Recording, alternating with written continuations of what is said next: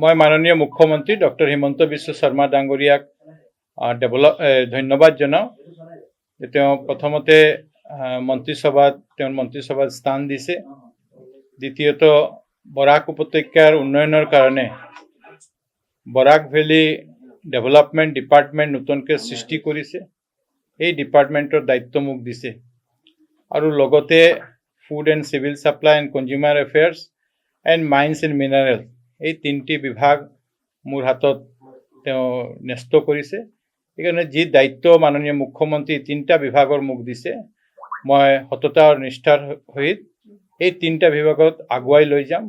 আৰু লগতে যেতিয়া বৰাক ভেলীৰ কাৰণে বেলেগ এটা ডিপাৰ্টমেণ্ট কৰিছে, সেইকাৰণে এইটো মোৰ কাৰণে সেই ডিপাৰ্টমেণ্ট পোৱাটো মোৰ কাৰণে গৌৰৱৰ বিষয়।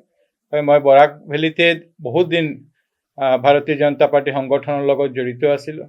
বৰাকৰ সমস্যা আমি চবেই লৈ আমি আগৰ পৰাই জানো। সেইকাৰণে এই ডিপাৰ্টমেণ্টটো সৃষ্টি কৰা হৈছে নতুনকৈ, যাতে বৰাকৰ ডেভেলপমেণ্ট ভালকৈ আমি কৰিব পাৰোঁ, ক্ষিপ্ত গতিৰে আমি ডেভেলপমেণ্ট কৰিব পাৰোঁ। সেইকাৰণে এই তিনিটা বিভাগ মোৰ হাতত ন্যস্ত কৰিবৰ কাৰণে মই মাননীয় মুখ্যমন্ত্ৰী ডাঙৰীয়াক ধন্যবাদ জনাওঁ, কৃতজ্ঞতা জনাওঁ।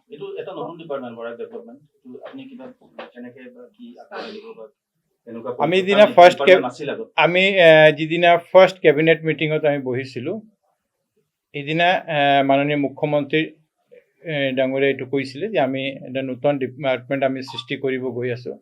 যেনে বড়ো এৰিয়াৰ কাৰণে এটা ডিপাৰ্টমেণ্ট আছে, হিলছ এৰিয়াৰ কাৰণে এটা ডিপাৰ্টমেণ্ট আছে, অঞ্চলভিত্তিক উন্নয়নৰ কাৰণে যেনে ডিপাৰ্টমেণ্ট আছে, ঠিক তেনে বৰাক উপত্যকাৰ কাৰণে আমি এটা ডিপাৰ্টমেণ্ট নতুন সৃষ্টি কৰি আছোঁ, যাতে বিভিন্ন ডিপাৰ্টমেণ্টৰ লগত লিয়াচনিং কৰি বৰাকৰ যে ডেভেলপমেণ্টৰ কামবিলাক আছে সেই কামবিলাক আমি সম্পূৰ্ণ কৰিব পাৰোঁ।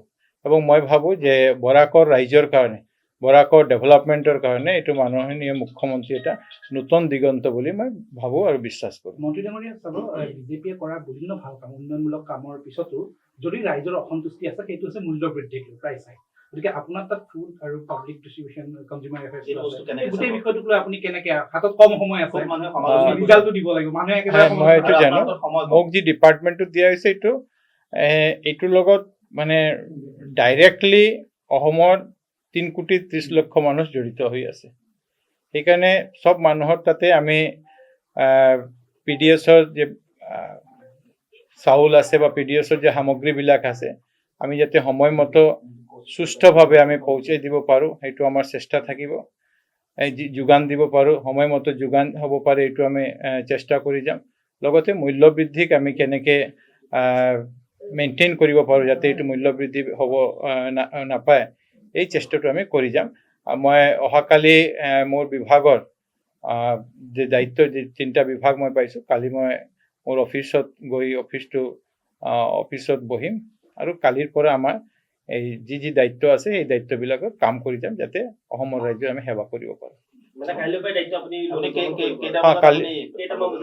মই অফিচিয়েলি এতিয়াও অহা নাই, কিন্তু মই এইটো গম পাইছোঁ ই ব্লকত মোক দিয়া হৈছে। তাতে ৰাতিপুৱা আমি পূজা কৰিম আৰু ৰাতিপুৱা 7টাৰ পৰা আমি পূজা কৰিম আৰু 10টাৰ লগে লগে যেতিয়া অফিচিয়েল যে টাইমটো হয় সেই সময়ত আমি দায়িত্ব বহিম। আপোনালোকৰ চবৰ সাহায্য সহযোগিতা বিচাৰোঁ। মই মন্ত্ৰী হিচাপে বিধায়ক হিচাপে প্ৰথমবাৰ বিধায়ক নিৰ্বাচিত হৈছোঁ। 3.5 বছৰৰ মূৰত মন্ত্ৰী হিচাপে দায়িত্ব পাইছোঁ। মাননীয় মুখ্যমন্ত্ৰী ডাঙৰীয়াই দায়িত্ব দিছে, পাৰ্টি কেন্দ্ৰীয় ৰাজ্যিক নেতৃত্বত দায়িত্ব দিছে। আপোনালোকৰ ইলেক্ট্ৰনিক মাধ্যম হওক, electronic media, print media, portal, চবৰে মই সাহায্য সহযোগিতা বিচাৰোঁ।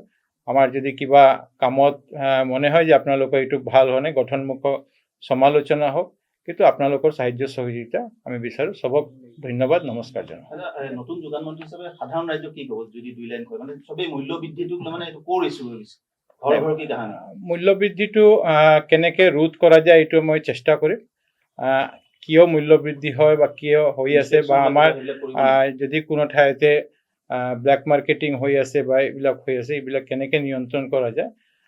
গোটেই অসমত এইটো মই আগতে কৈছোঁ যে প্ৰতিখন মানুহৰ লগত এইটো সম্পৰ্ক আছে, প্ৰতিখন ৰাইজৰ লগত এইটো সম্পৰ্ক আছে।